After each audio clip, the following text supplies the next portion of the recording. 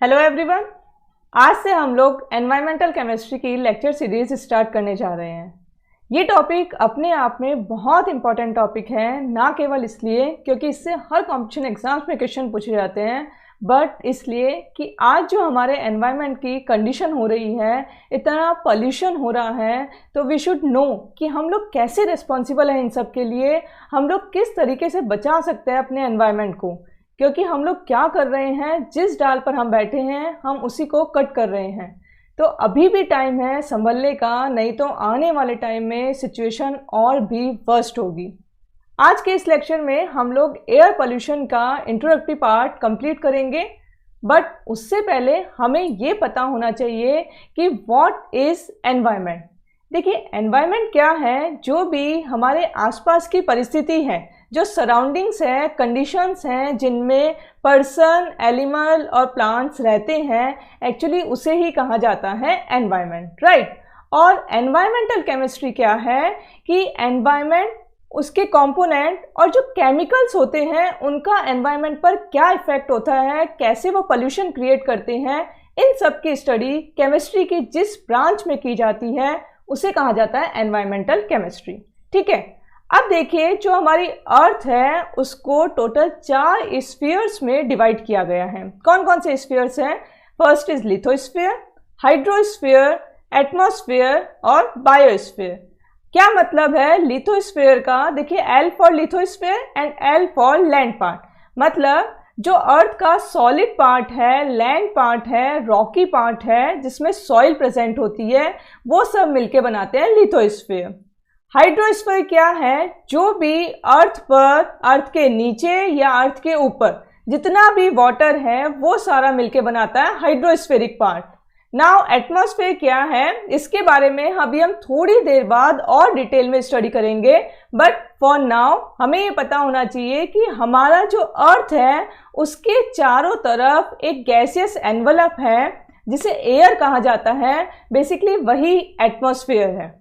ठीक है, और बायोस्फीयर क्या है? जहां पर लिथोस्फीयर, एटमॉस्फेयर और हाइड्रोस्फीयर ये तीनों इंटरेक्ट करते हैं लाइफ को सपोर्ट करने के लिए। मतलब वो जोन जहां पर लाइफ प्रेजेंट है अर्थ पे, वो है बायोस्फीयर। तो ये जो 4 स्फीयर हैं, इनमें बेसिकली हम लोग आगे जाके स्टडी करेंगे किस तरीके से पोल्यूशन क्रिएट हो रहा है और उसका हमारी हेल्थ पर क्या इफेक्ट पड़ रहा है। तो देखिए, पोल्यूशन क्या है? ये किसी भी अनडिजायरेबल मटेरियल, मतलब introduction of contaminants into the natural environment, जो हमारी हेल्थ पर, प्लांट्स, एनिमल्स की हेल्थ पर एडवर्स इफेक्ट डालते हैं, उसे कहा जाता है पोल्यूशन। ठीक है, पोल्यूशन बेसिकली हम जो स्टडी करते हैं वो 3 टाइप का मेनली हम स्टडी करते हैं: एयर पोल्यूशन, वाटर पोल्यूशन और सॉइल पोल्यूशन। यही हम लोग स्टडी भी करेंगे एनवायरमेंटल केमिस्ट्री में डिटेल के अंदर।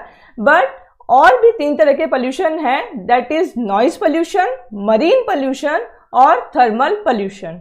अब ये पोल्यूशन होता किस वजह से है? तो देखिए, कुछ ऐसे सब्सटेंसेस जिससे मैंने अभी थोड़ी देर पहले कहा अनडिजायरेबल मटीरियल, ये जो अनडिजायरेबल मटेरियल हैं बेसिकली वही कहलाते हैं पोल्यूटेंट्स, जिनकी वजह से पोल्यूशन क्रिएट होता है। ये पोल्यूटेंट्स 2 कैटेगरी में हम लोग डिवाइड कर सकते हैं। One is biodegradable pollutants and second one is non degradable pollutants. Biodegradable pollutants क्या होते हैं? ऐसे पोल्यूटेंट जो नेचर में present micro organism like bacteria के इंटरेक्शन या एक्शन से नॉर्मल हार्मलेस सब्सटेंस के अंदर कन्वर्ट हो जाते हैं। ऐसे पोल्यूटेंट्स कहलाते हैं बायोडिग्रेडेबल पोल्यूटेंट्स। फॉर एग्जांपल, जो हमारा घरों से कचरा निकलता है, जो डोमेस्टिक सीवेज है, जो वेजिटेबल पील्स वगैरह होती हैं, वो सारे बायोडिग्रेडेबल पोल्यूटेंट्स की कैटेगरी में आते हैं। ठीक है, now second is non degradable pollutants. इनका क्या मतलब है कि जो बहुत धीरे डिग्रेड होते हैं नेचुरल एनवायरनमेंट के अंदर, या यूँ कह दें कि सदियों लग जाती है वो अपनी फॉर्म में उसी तरह से नेचर के अंदर प्रेजेंट रहते हैं। तो ऐसे जो पोल्यूटेंट्स होते हैं नॉन डिग्रेडेबल पोल्यूटेंट्स कहलाते हैं। और एक्चुअली यही बहुत ज़्यादा हार्मफुल होते हैं हम सबकी हेल्थ के लिए। इनके एग्जाम्पल की अगर हम बात करें तो हम सभी को पता है प्लास्टिक की हम लोग बॉटल्स यूज़ करते हैं, पॉलीथीन यूज़ करते हैं, जिन्हें बैन कर दिया गया है क्योंकि एक नॉन डिग्रेडेबल पॉल्यूटेंट है। एल्यूमिनियम कैन, ग्लास, डीडीटी भी एक बहुत ही टॉक्सिक नॉन डिग्रेडेबल पॉल्यूटेंट है। हमें पता है पेस्टिसाइड्स के तौर पर डीडीटी का बहुत ज़्यादा यूज़ किया जाता था पहले के टाइम में, लेकिन जब से इसकी टॉक्सिसिटी के बारे में पता चला इसको भी बैन कर दिया गया। अच्छा, अगर आपसे एग्जाम में डीडीटी की फुल फॉर्म पूछ ली जाए तो आपको पता होना चाहिए डाइक्लोरो डाइफिनाइल ट्राइक्लोरो इथेन। ठीक है, पूछ लिया जाता है कई बार एग्जाम में, सिंपल है, हमें पता होना चाहिए। इसके अलावा मर्क्यूरिक सॉल्ट, ये सारे नॉन डिग्रेडेबल पॉल्यूटेंट्स की कैटेगरी में आते हैं। अब हम बात करें, हम एयर पॉल्यूशन स्टार्ट करने से पहले हमें पता होना चाहिए कि व्हाट इज एटमॉस्फेयर। जैसा कि अभी मैंने थोड़ी देर पहले आपको बताया कि जो हमारी अर्थ है, अर्थ के चारों ओर एक गैसियस एनवलप है जो अर्थ की ग्रेविटी के कारण बाहर नहीं जा पाती। ये गैसेस अर्थ के जो हमारा प्लेनेट है उसको सराउंड करके रहती है, इसे ही कहा जाता है एटमॉस्फेयर, और कॉमनली हम इसे कहते हैं एयर। ये एटमॉस्फेयर हमारी लाइफ को प्रोटेक्ट करता है। क्या क्या प्रेजेंट होता है इसके अंदर? गैसेस, वाटर वेपर्स और एरोसॉल्स। अगर मैं गैसेस की बात करूं तो आपको पता होगा 78% नाइट्रोजन प्रेजेंट है इसके अंदर, 21% ऑक्सीजन, और ट्रेसेस में आर्गन, कार्बन डाइऑक्साइड और भी बहुत सारी गैसेस होती है। बट ये चार जो है, ये मेन कंपोनेंट है इसका, ये हमारे लाइफ के लिए बहुत जरूरी है। ठीक है, अब अगर इसकी लेयर्स की हम बात करें तो एटमॉस्फेयर जो है वो 5 लेयर्स में डिवाइड किया गया है। ट्रोपोस्फेयर, स्ट्रेटोस्फेयर, मेसोस्फेयर, थर्मोस्फेयर और एक्सोस्फेयर। नाम हमें सभी का पता होना चाहिए, बट हमारे जो काम का है वो ये 2 लेयर है। इन 2 लेयर के बारे में हमें पता होना चाहिए। देखिए, सबसे पहले है ट्रोपोस्फेयर। ये जो सबसे लोएस्ट रीजन होता है एटमॉस्फेयर का, उसे ट्रोपोस्फेयर कहा जाता है। देखिए, ये हमारा सी लेवल है। ठीक है, सी लेवल से लेके 0, मतलब सी लेवल हो गया 0 से लेके 12 to 18 किलोमीटर तक जो एटमॉस्फेयर की लेयर होती है उसे बेसिकली कहा जाता है ट्रोपोस्फेयर। ठीक है, इस ट्रोपोस्फेयर लेयर के अंदर ही क्लाउड्स प्रेजेंट होते हैं, क्योंकि यहाँ पर वाटर वेपर सबसे ज्यादा होती है। मतलब जो लाइफ प्रेजेंट होती है वो एटमॉस्फेयर की इसी लेयर में प्रेजेंट होती है, जो हम लोग रहते हैं वो इसी लेयर में। एटमॉस्फेयर का 75% से लेके 80% तक जो मास होता है वो इसी लेयर के अंदर प्रेजेंट होता है। तो ये सबसे ज्यादा इंपॉर्टेंट लेयर है, और हम जो कॉमन लैंग्वेज में पोल्यूशन की बात करते हैं वो बेसिकली इसी लेयर के अंदर पोल्यूशन की बात की जाती है। अभी आगे जाके हम थोड़ी देर में डिटेल में स्टडी करेंगे। ठीक है, सेकंड जो लेयर है वो स्ट्रेटोस्फेयर है। स्ट्रेटोस्फेयर लेयर आपको पता होना चाहिए, जो ओजोन लेयर प्रेजेंट होती है वो ओजोन लेयर इसी एटमॉस्फेयर की लेयर में प्रेजेंट होती है, स्ट्रेटोस्फेयर में। और अगर इसकी आपसे डिस्टेंस पूछ ली जाए, सी लेवल से 11 किलोमीटर से लेके 50 किलोमीटर तक ये लेयर प्रेजेंट होती है। ये आपको याद होना चाहिए, ये डायरेक्ट क्वेश्चन पूछ लिया जाता है। तो स्ट्रेटोस्फेयर क्यों इंपॉर्टेंट है? क्योंकि यहाँ पर ओजोन लेयर प्रेजेंट होती है। देखिए, इससे ऊपर मेसोस्फेयर है। इसके बारे में आपको एक चीज पता होनी चाहिए कि ये सबसे कोल्डेस्ट रीजन है एटमॉस्फेयर का, और थर्मोस्फेयर सबसे हॉटेस्ट रीजन होता है, एंड एक्सोस्फेयर आउटर मोस्ट जो रीजन है एटमॉस्फेयर का उसे कहा जाता है एक्सोस्फेयर। अब बात करते हैं एयर पोल्यूशन क्या होता है।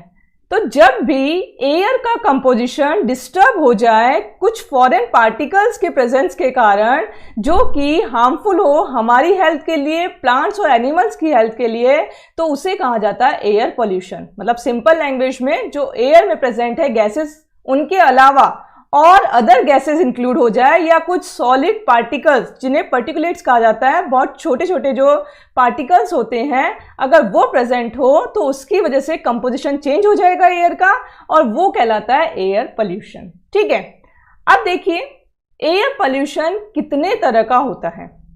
तो एयर पोल्यूशन को हम 2 कैटेगरी में डिवाइड कर रहे हैं, अकॉर्डिंग टू ओरिजिन और अकॉर्डिंग टू रीजन। सबसे पहले क्या है, अकॉर्डिंग टू ओरिजिन, इसका मतलब जो पोल्यूटेंट्स हैं, देखिए एयर पोल्यूटेंट्स क्या होंगे, जिनकी वजह से एयर पोल्यूशन होता है, वो एयर पोल्यूटेंट्स कहलाते हैं। तो ओरिजिन के अकॉर्डिंग एयर पोल्यूटेंट्स दो तरह के हो सकते हैं, first is primary pollutants and second is secondary pollutants.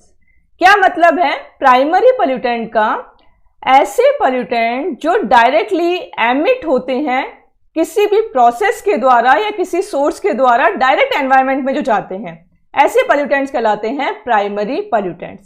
For example देखिए गैसेस में कौन कौन सी गैसेस, सॉक्स, नॉक्स और कॉक्स, मतलब oxides of sulphur, oxides of nitrogen और ऑक्साइड्स ऑफ कार्बन। इसके अलावा वोलेटाइल ऑर्गेनिक कंपाउंड में मीथेन सबसे ज्यादा इंपॉर्टेंट ग्रीन हाउस जो गैस हम बोल सकते हैं मीथेन को। इसके अलावा बेंजीन, टोलुइन, जाइलिन और 1,3-ब्यूटाडाइन। पर्टिकुलेट मैटर, जैसे अभी मैंने बताया कि ये बहुत स्मॉल साइज में सॉलिड पार्टिकल्स होते हैं जिन्हें कहा जाता है पर्टिकुलेट मैटर। इसके अलावा टॉक्सिक मेटल की कैटेगरी में कौन से आते हैं, लेड, कैडमियम, क्रोमियम, आयरन, निकल, कॉपर, जिंक और मरकरी। ठीक है, कोबाल्ट नहीं है इसमें, कॉपर, जिंक और मरकरी है।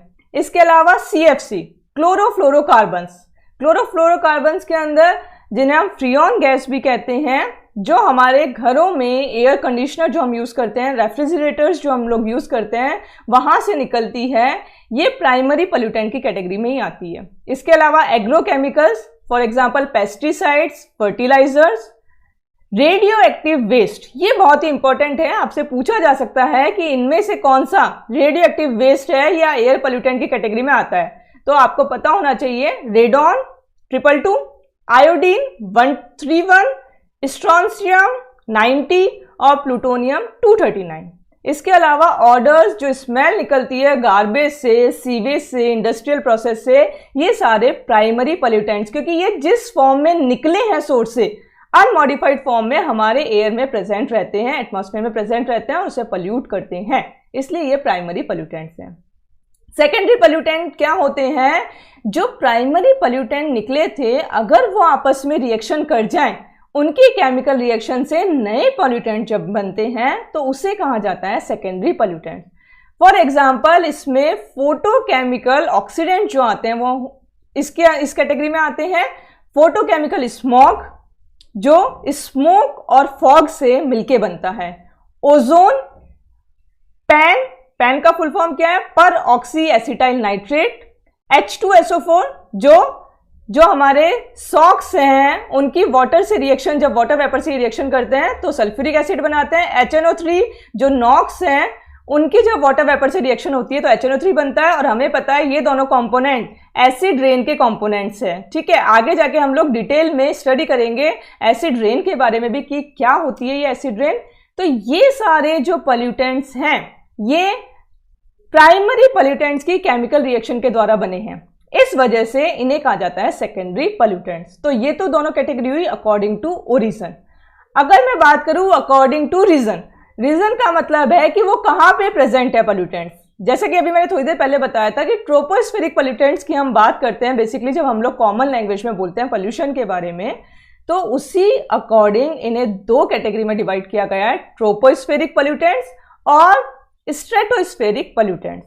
देखो ट्रोपोस्फेरिक पोल्यूटेंट्स क्या होता है कि जो ट्रोपोस्फेरिक लेयर है एटमॉस्फेयर की, अगर उसके अंदर गैसियस या सॉलिड पार्टिकल्स प्रेजेंट हो जो एयर के कंपोजिशन को चेंज कर दे, जिनकी वजह से पोल्यूशन क्रिएट होता है, तो वो कहलाते हैं ट्रोपोस्फेरिक पोल्यूटेंट्स। दो तरह के हो सकते हैं ये, गैसियस पोल्यूटेंट्स और पार्टिकुलेट्स पोल्यूटेंट्स। ठीक है, गैसियस पोल्यूटेंट्स के अंदर जितने भी गैस है वो सारे आएंगे, जैसे SOx, NOx, COx, H2S, hydrocarbons, ozone और अदर ऑक्सीडेंट्स जो कि ऑक्सीडेशन कर सकते हैं। देखिए ओजोन जो है जब ये स्ट्रेटोस्फेरिक रीजन में प्रेजेंट होती है तब ये ओजोन लेयर हमारे लिए यूजफुल होती है, लेकिन अगर यही ओजोन सनलाइट और ऑक्सीजन की प्रेजेंस की वजह से ट्रोपोस्फेरिक रीजन में बने और वहां प्रेजेंट हो तो ये हमारे लिए ब्रीथिंग प्रॉब्लम क्रिएट करती है, प्लांट्स के लिए हार्मफुल होती है, ठीक है। इसलिए इसको ट्रोपोस्फेरिक पॉल्यूटेंट्स की कैटेगरी में रखा गया है। अगर मैं बात करूं पर्टिकुलेट पॉल्यूटेंट्स की, तो इस कैटेगरी में कौन कौन से आएंगे? Dust, fog, smog, pollens, bacteria या वायरस, फ्यूम्स और मिस्ट, ये सारे होते हैं पर्टिकुलेट पॉल्यूटेंट्स। मतलब जो स्मॉल सॉलिड पार्टिकल्स हैं, जब वो एयर के साथ मिक्स होते हैं तो वो भी पॉल्यूशन क्रिएट करते हैं, जिसकी वजह से हम सांस नहीं ले पाते, है ना। हमें ऐसा फील होता है कि बहुत ज़्यादा धुंध हो रही है एयर के अंदर, ठीक है। तो वो सारे क्या हो गए? Particulates pollutants. इसके अलावा अगर हम बात करें स्ट्रेटोस्फेरिक पॉल्यूटेंट्स की, तो देखिए स्ट्रेटोस्फेरिक में अभी मैंने आपको बताया था, ये जो लेयर होती है इसमें ओजोन गैस प्रेजेंट होती है, और ये जो ओजोन गैस है, ये ओजोन हमारी रक्षा करती है जो यूवी रेडिएशन आती है सन से। सन की जो रेज होती है, हार्मफुल रेज होती है, यूवी रेडिएशंस को डायरेक्ट वो अर्थ तक नहीं आने देती, मतलब उससे रक्षा करती है हमारी। अगर ये ओजोन डिप्लीट हो जाए, ये पॉल्यूशन जिनकी वजह से इसका डिप्लीशन होता है, उन पॉल्यूटेंट्स को कहा जाता है स्ट्रेटोस्फेरिक पॉल्यूटेंट्स, ठीक है। तो इनकी कैटेगरी में कौन कौन से आते हैं? इनकी कैटेगरी में आते हैं नाइट्रिक ऑक्साइड और CFC या फ्रियॉन्स, जिन्हें हम कहते हैं क्लोरोफ्लोरोकार्बन्स। जो कहाँ से निकलती हैं फ्लोरोक्लोरोकार्बन्स या फ्रियॉन्स? फ्रिज से, AC से, जो स्प्रे हम यूज़ करते हैं, चाहे वो हमारे जो हम लोग बॉडी मिस्ट वगैरह यूज़ करते हैं, या फिर कह दें हम लोग जो कॉकरोच वगैरह मारने के लिए दवाइयाँ यूज़ करते हैं, वो सारे उनसे जो स्प्रे निकलता है, उनके अंदर ऐसे हार्मफुल केमिकल्स होते हैं जो कि ऊपर जाकर ओजोन लेयर को डिप्लीट कर रहे हैं, जिससे कि हमारा नुकसान हो रहा है। अगर डायरेक्ट यूवी रेडिएशन आएगी नीचे अर्थ तक तो स्किन कैंसर हो सकती है, और स्किन कैंसर का बायोलॉजिकल नेम अगर आपसे पूछ ले तो आपको पता होना चाहिए, मेलोनिमा कहते हैं इसको, ठीक है। नाउ क्या क्या सोर्स हैं एयर पोल्यूशन के? तो देखिए इसे मेनली दो कैटेगरी में हम लोग डिवाइड कर सकते हैं। फर्स्ट इज नेचुरल सोर्सेस और सेकेंड इज मैन मेड, या इसे कहा जाता है एंथ्रोपोजेनिक सोर्सेस। नेचुरल सोर्सेस का क्या मतलब है कि ऐसे पॉल्यूटेंट्स जो कि डायरेक्टली नेचर की एक्टिविटीज़ की वजह से रिलीज होते हैं एटमॉस्फेयर में, तो उन्हें कहा जाता है नेचुरल पॉल्यूटेंट्स। और ये जो सोर्स हैं इनकी अगर हम बात करें तो देखिए वॉल्केनिक इरप्शन सबसे मेजर नेचुरल सोर्स, इसका कंट्रीब्यूशन होता है वॉल्केनिक इरप्शन का, मतलब ज्वालामुखी का जो विस्फोट होता है। जब ज्वालामुखी फटती है तो वहाँ से chlorine gas, sulphuric acid, fly Ashes, ये सब बाहर निकलती है। इसके अलावा फॉरेस्ट फायर, जहाँ से काफ़ी ज़्यादा धुआं निकलता है। लाइटनिंग जो होती है उसकी वजह से HNO3 का फॉर्मेशन होता है। अभी थोड़ी देर पहले मैंने बताया सनलाइट और ऑक्सीजन की जब रिएक्शन होती है तो ओजोन गैस बनती है। डस्ट स्टॉर्म्स हो गए, इनकी वजह से भी पर्टिकुलेट मैटर जो हैं, सस्पेंडेड पर्टिकुलेट मैटर्स एयर के अंदर डिपॉजिट हो जाते हैं। इसके अलावा decomposition of dead matter, vegetations और एनिमल्स, इनसे बेसिकली वेजिटेशन से वोलेटाइल ऑर्गेनिक कंपाउंड्स निकलते हैं और एनिमल से मीथेन गैस निकलती है। ये सारे नेचुरल सोर्सेज हैं, लेकिन नेचुरल सोर्सेज का जो कंट्रीब्यूशन है पोल्यूशन के अंदर, ध्यान रखिएगा वो केवल 20% ही है, ठीक है। तो मतलब जो मेजर कंट्रीब्यूशन है एयर पोल्यूशन का, वो मेजर कंट्रीब्यूशन क्या है? मैन मेड सोर्सेज, मतलब हमारे द्वारा जो प्रोसेसेस किए गए हैं, हम लोग जो काम कर रहे हैं, उनसे जब एयर पोल्यूट होती है उन्हें कहा जाता है मैन मेड सोर्सेस। इनको भी हम लोग दो कैटेगरी में डिवाइड कर सकते हैं, one is stationary sources and second one is mobile sources. Stationary source का क्या मतलब है कि ऐसे सोर्स जिनकी लोकेशन फिक्स होती है। इनके अंदर कौन कौन से आते हैं? Domestic equipments.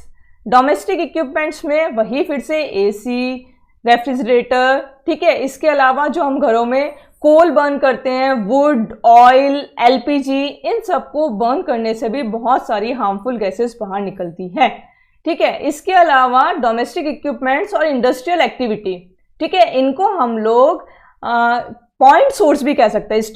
स्टेशनरी सोर्स को फिर से हम तीन कैटेगरी में डिवाइड कर सकते हैं, पॉइंट सोर्स, एरिया सोर्स और फ्यूगिटिव सोर्सेज, ठीक है। तो ये जो 3 सोर्स हैं इसमें डोमेस्टिक और इंडस्ट्रियल एक्टिविटी ये होते हैं पॉइंट सोर्स। एग्रीकल्चर एक्टिविटी में जो हम लोग पेस्टिसाइड्स और फंजीसाइड्स यूज करते हैं वो बेसिकली आते हैं एरिया सोर्स के अंदर, क्योंकि ये पर्टिकुलर एक एरिया को अफेक्ट करते हैं, इसलिए इनको एरिया सोर्स कहा जाता है। इसके अलावा कंस्ट्रक्शन एक्टिविटी या माइनिंग एक्टिविटी जो होती है इनसे भी एशेज, धुआं, धूल बाहर निकलती है, जो बेसिकली आते हैं फ्यूजिटिव सोर्सेज की कैटेगरी में। जो थर्मल और न्यूक्लियर पावर प्लांट्स हैं इनसे SO2 गैस और रेडियो एक्टिव एलिमेंट्स हैं वो बाहर निकलते हैं, ये सभी एयर में जाके एयर को पल्यूट करते हैं, ये सारे स्टेशनरी सोर्स की कैटेगरी में आते हैं। अगर हम बात करें मोबाइल सोर्स की तो देखिए मोबाइल सोर्स का क्या मतलब है कि ऐसे सोर्स जो एक प्लेस से दूसरे प्लेस पर जाते हैं और जो पोल्यूटेंट्स हैं उनको एमिट करते हैं।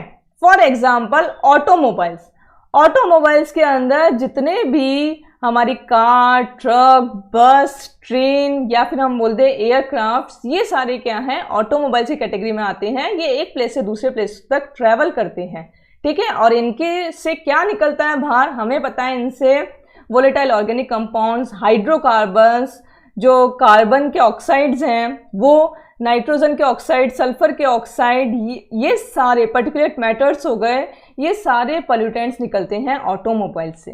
तो ये सारे आते हैं मैन मेड की कैटेगरी में, और 80% जो पोल्यूशन होता है वो मैन मेड सोर्सेज की वजह से होता है। अब देखिए जो बेसिकली जो नेचर है उसका अपना खुद का एक रेगुलेटरी सिस्टम है, मैकेनिज्म है। जैसे उसमें कुछ पोल्यूशन जाता है वो अपने इकोसिस्टम को क्लीन करने की कोशिश करती है, लेकिन आज के टाइम में हम लोग इतना ज़्यादा पोल्यूशन उसके अंदर एंटर करवा रहे हैं कि वो जो मैकेनिज्म है उसका नेचुरल मैकेनिज्म वो भी फेल हो रहा है। अगर हम चाहते हैं कि हम और हमारी आने वाली जनरेशन बहुत आराम से रह सके, एक अच्छे एनवायरनमेंट में रह सके, खुलकर सांस ले सके, तो हमें वर्क करना होगा कि हम कम से कम पॉल्यूशन एंटर करवाएं हमारे एटमॉस्फेयर के अंदर, ठीक है। तो ये हमारी ही रेस्पॉन्सिबिलिटी है। आज तो हमने केवल ये देखा है कि एयर पोल्यूशन कैसे होता है, किस किस की वजह से होता है, क्या सोर्सेस हैं इसके, ठीक है, पोल्यूटेंट्स कौन कौन से हैं। अब हम आगे 1 बाय 1 करके इनकी डिटेल में स्टडी करेंगे। फॉर एग्जाम्पल कि जो हमने ऑक्साइड्स की स्टडी करी, जो ऑक्साइड्स की हम बात कर रहे हैं, कॉक्स, नॉक्स, सॉक्स जो हैं, इसके अलावा ozone depletion, green house effect क्या होता है, एसिड रेन क्या होती है, इनके सोर्सेज क्या हैं और इनका क्या इफेक्ट होता है ह्यूमन हेल्थ पर, इन सब की हम लोग डिटेल में स्टडी करेंगे 1 बाय 1 करके, ठीक है। पॉइंट टू पॉइंट स्टडी करेंगे, जैसे क्वेश्चंस आते हैं एग्जाम में केवल उन्हीं को हम लोग टच करेंगे, लेकिन पढ़ेंगे सारे टॉपिक। तो आप लोग सारे लेक्चर अटेंड करना इस सीरीज के। तब तक के लिए stay empowered, stay healthy, stay safe. Thank you.